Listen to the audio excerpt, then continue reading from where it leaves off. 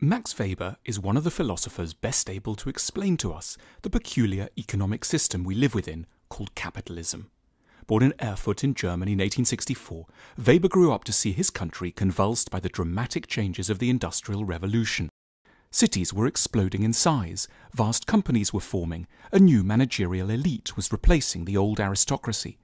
Weber spent his life analysing these changes, and he developed some key ideas with which we can better understand the workings and future of capitalism. The standard view is that capitalism began as a result of developments in technology, especially steam power. But Weber proposed something more interesting, that what actually made capitalism possible was a set of ideas, and in particular religious ideas. And not just any religious ideas. Capitalism was created by Protestantism, specifically Calvinism. In his great work, The Protestant Ethic and the Spirit of Capitalism, published in 1905, Weber laid out some of the reasons why he believed Protestant Christianity had been so crucial to capitalism.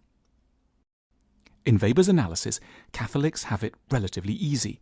They're able to confess their transgressions at regular intervals and can be cleansed by priests. But no such purifications are available to Protestants, who believe that only God is able to forgive anyone, and he won't make his intentions known until the day of judgment. Until then, Weber alleged, Protestants are left with heightened feelings of anxiety, as well as lifelong guilty desires to prove their virtue to a severe, all-seeing, but silent God. In Weber's eyes, Protestant feelings of guilt were diverted into an obsession with hard work. This was what he called the Protestant work ethic. The sins of Adam could only be expunged through constant toil. Not coincidentally, there were far fewer festivals and days of rest in Protestantism. God didn't like time off. Catholics had limited their conception of holy work to the activities of priests, monks, and nuns. But now Protestants declared that work of any kind could be done in the name of God, even jobs like being a baker or an accountant. This lent new moral energy and earnestness to all branches of professional life. In Catholic countries, the family was, and often still is, everything. But Protestants took a less benevolent view of family. The family could be a haven for selfish and egoistic motives.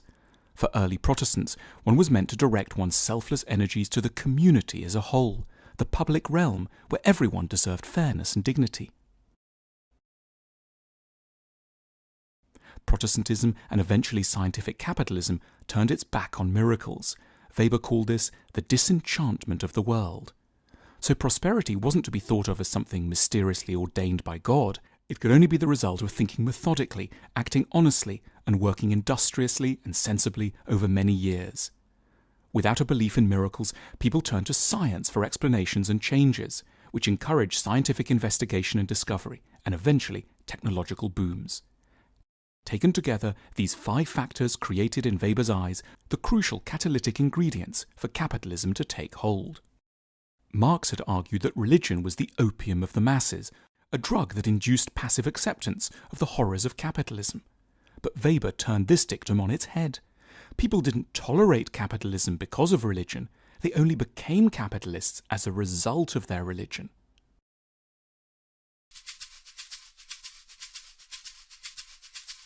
There are about 35 countries where capitalism is now well developed. It probably works best in Germany, where Weber first observed it. But in the remaining 161 nations, it arguably isn't working very well at all. This is a source of much puzzlement and distress. Billions of dollars in aid are transferred every year from the rich to the poor parts of the world. But a Weberian analysis tells us that these materialist interventions will never work, because the problem isn't really a material one to begin with. Instead, certain countries for Weber fail to succeed at capitalism because they don't feel anxious and guilty enough. They trust too much in miracles. They like to celebrate now rather than invest in tomorrow. And their members feel it's acceptable to steal from the community in order to enrich their families, favouring the clan over the nation. Today, Weber would counsel those who wish to spread capitalism to concentrate on our equivalent of religion, culture. It's a nation's attitudes, hopes, and a sense of what life is about that produces an economy that either flourishes or flounders. To reduce poverty, Weber would say, one has to start at the level of ideas. What the World Bank and the IMF should be giving sub-Saharan Africa is not, in a Weberian analysis, money and technology, but a new outlook. The decisive question for an economy should not be what the rate of inflation is, but what's on TV tonight. Weber was writing in an age of revolution. He too wanted things to change, but he believed that one first had to work out how political power operated. Weber believed that humanity had gone through three distinct types of power. The older societies operated according to what he called traditional authority, where kings relied on folklore and divinity to justify their power. Then came the age of charismatic authority, where a heroic individual, most famously Napoleon, could rise to power with a magnetic personality and change everything through passion and will. However, Weber explained that we had now entered a third age of bureaucratic authority. Bureaucracy achieves its power via knowledge. Only the bureaucrats know how stuff works, and it will take an outsider years to work it out. Most of us simply give up, usefully for the powers that be. The dominance of bureaucracy has major implications for anyone trying to change a nation. There is often an understandable but misguided desire to think that one just has to change the leader. But in fact, removing a leader almost never has the degree of impact that is hoped for.